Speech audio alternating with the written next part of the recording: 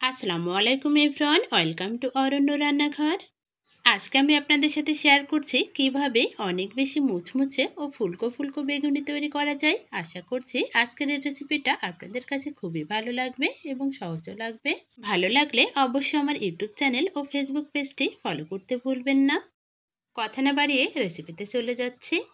বেগুনি তৈরি করার জন্য আমি এখানে সাদা বেগুন ব্যবহার করছি। আপনারা চাইলে যে কোনো ধরনের বেগুন নিতে পারেন। এখন আমি এই বেগুনটাকে ছোট ছোট পিস পিস করে কেটে নেব। বেগুনি তৈরি করার জন্য খুব বেশি বেগুনের প্রয়োজন হয় না। দেখুন, আমি বেগুনটাকে ছোট ছোট পিস পিস করে কেটে নিয়েছি। আমি বেগুনের পিসগুলোকে খুব বেশি পাতলা করিনি, একটু মোটা করেই কেটে নিয়েছি। এতে করে বেগুনের স্বাদটা অনেক বেশি ভালো হয়। বেগুনের মধ্যে বেগুন না থাকলে খেতে কিন্তু একদমই ভালো লাগে না। দেখুন, আমি এখানে হাফ বেগুন নিয়েছি আর হাফ কিন্তু আমি রেখে দিয়েছি আরেকদিন বেগুনি তৈরি করার জন্য। বেগুনের পিসগুলোকে এবার আমি লবণ পানিতে ভিজিয়ে রাখবো 10 থেকে 15 মিনিট। এর মাঝে আমি বেসনের গোলাটা তৈরি করে নিচ্ছি। আমি এখানে 1 কাপ পরিমাণ বেসন নিয়েছি। বেসনটা অবশ্যই আগে থেকে একটু চালিয়ে নেবেন। এবার আমি এখানে সামান্য পরিমাণ চালের গুঁড়া অ্যাড করছি। এতে করে বেগুনিটা অনেক বেশি মুচমুচে হবে। স্বাদ অনুযায়ী লবণ দিয়ে দিচ্ছি। হাফ চামচ পরিমাণ বেকিং পাউডার দিয়ে দিতে হবে। খুবই সামান্য পরিমাণ খাবার সোডা দিয়ে দিচ্ছি। এখানে আমি খুবই সামান্য পরিমাণ হলুদ গুঁড়া দিয়ে দেবো, এটা অবশ্য কালারের জন্য। হাফ চামচ পরিমাণ শুকনো মরিচের গুঁড়া দিয়ে দিতে হবে। সবগুলো শুকনো উপকরণ খুব ভালোভাবে মিশিয়ে নিতে হবে। দেখুন, আমি অনবরত নাড়াচাড়া করে মিশিয়ে নিয়েছি। এবার আমি খুবই সামান্য পরিমাণ রসুন বাটা দিয়ে দিচ্ছি। রসুন বাটাটা দেওয়ার পর আবার আমাদের মিশিয়ে নিতে হবে। অল্প অল্প করে পানি দিয়ে আমাদের বেসনটা মাখিয়ে নিতে হবে। একবারে আমরা খুব বেশি পানি দেব না, এখানে অল্প অল্প করে পানি দিয়ে আমাদের বেসনটা মাখিয়ে নিতে হবে। এতে করে আমাদের বেসনের মধ্যে কোনো প্রকার দলা পেকে থাকবে না। বেসনটা আমাদের খুব ভালোভাবে মাখানো হয়ে আসলে আবারও আমি অল্প অল্প করে পানি দিয়ে এখানে একটা ঘন ব্যাটার তৈরি করে নেব। ব্যাটারটা আমাদের খুব ভালোভাবে মাখিয়ে নিতে হবে। দেখুন, আমি অনবরত নাড়াচাড়া করে ব্যাটারটা খুব ভালোভাবে মাখিয়ে নিচ্ছি। এবার আমি এই ব্যাটারটাকে আবার 5 মিনিট খুব ভালোভাবে ফিটিয়ে নেব। এতে করে আমাদের বেগুনিটা অনেক বেশি মুচমুচে ও ফুলকো হবে। আমি ব্যাটারটা ভালোভাবে 5 মিনিট ফেটিয়ে নিয়েছি। এবার আমি ব্যাটারের মধ্যে সামান্য পরিমাণ তেল দিয়ে দেব। ফলে চপগুলো অনেক বেশি তেল শোষণ করবে না এবং চপটাও দেখতে উপর থেকে অনেকটা সুন্দর হবে।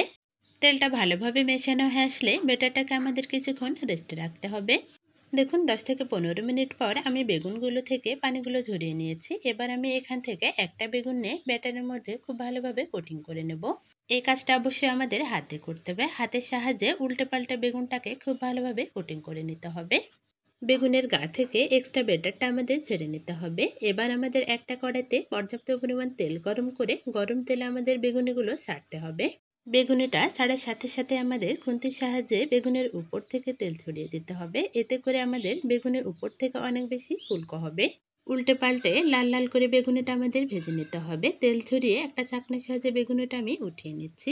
আবারও আমি আর একটা বেগুনি ভেজে নেব। তার জন্য আমি বেসনের গোলাতে বেগুনটা খুব ভালোভাবে কোটিং করে নিচ্ছি। উল্টে পাল্টে বেগুনটাকে আমাদের খুব ভালোভাবে কোটিং করতে হবে, যাতে করে কোনো জায়গায় ফাঁকা না থাকে। বেগুনিটা ভাজার সময় চুলার আঁচটা আমাদের মিডিয়াম থেকে হাই হিটে রাখতে হবে, না হলে কিন্তু বেগুনিগুলো ফুলকো হবে না এবং বেগুনিতে অনেক বেশি তেল শোষণ করবে। উল্টে পাল্টে বেগুনিটা আমাদের মচমচে করে ভেজে নিতে হবে। দেখুন, আমাদের এই বেগুনিটা ভাজা হয়ে এসেছে। এবার আমি তেল ঝরে বেগুনিটা উঠিয়ে নিচ্ছি। বেগুনিটা ভাজতে আমাদের খুব বেশি সময়ের প্রয়োজন হয় না। তেলে ছাড়ার পর 20 থেকে 30 সেকেন্ডের মধ্যে কিন্তু আমাদের এক একটা বেগুনি তৈরি হয়ে যায়।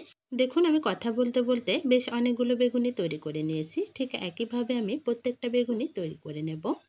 আপনারা দেখলেই বুঝতে পারবেন আমাদের প্রত্যেকটা বেগুনি কিন্তু অনেক বেশি ফুলকো ও মুচমুচে হয়েছে। আমার সবগুলো বেগুনি তৈরি করা হয়ে এসেছে। এবার আমি পরিবেশন করব। বেগুনিগুলো দেখে কিন্তু বোঝা যাচ্ছে না এগুলো বাড়িতে তৈরি করা। দোকানের বেগুনের মতোই দেখতে হয়েছে এবং মুচমুচে হয়েছে। দেখুন, আমাদের প্রত্যেকটা বেগুনি মাশাআল্লাহ অনেক সুন্দর হয়েছে। প্রত্যেকটা বেগুনি মাশাআল্লাহ অনেক বেশি ফুলকো ও মুচমুচে হয়েছে। আমি আপনাদের মাঝে একটা বেগুনি ছেড়ে শেয়ার করছি। আমাদের বেগুনিটা উপর থেকে মুচমুচে এবং ভেতর থেকে নরম তুলতুলে হয়েছে। আমরা বেগুনটা অনেক বেশি মোটা করে কেটেছিলাম, তারপরেও আমাদের বেগুনটা কিন্তু অনেক বেশি নরম হয়েছে। মুখে দেয়া মাত্রই অন্য জগতে হারিয়ে যাবেন। আপনারাও যদি আমার মতো বাড়িতে মুচমুচে ও ফুলকো ফুলকো বেগুনি তৈরি করতে চান, তাহলে অবশ্যই আমার রেসিপিটা ফলো করতে পারেন। রেসিপিটা যদি ভালো লেগে থাকে তাহলে অবশ্যই একটি লাইক, কমেন্ট, শেয়ার করে দেবেন আপনার ফ্রেন্ডস ও ফ্যামিলির সাথে।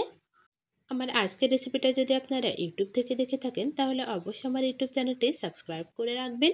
বেল বাটনটি অন করে রাখবেন আমার পরবর্তী ভিডিও নোটিফিকেশন সবার আগে পাওয়ার জন্য। ফেসবুক থেকে দেখে থাকলে অবশ্যই একটি লাইক দিয়ে পেজটি ফলো দিয়ে রাখবেন।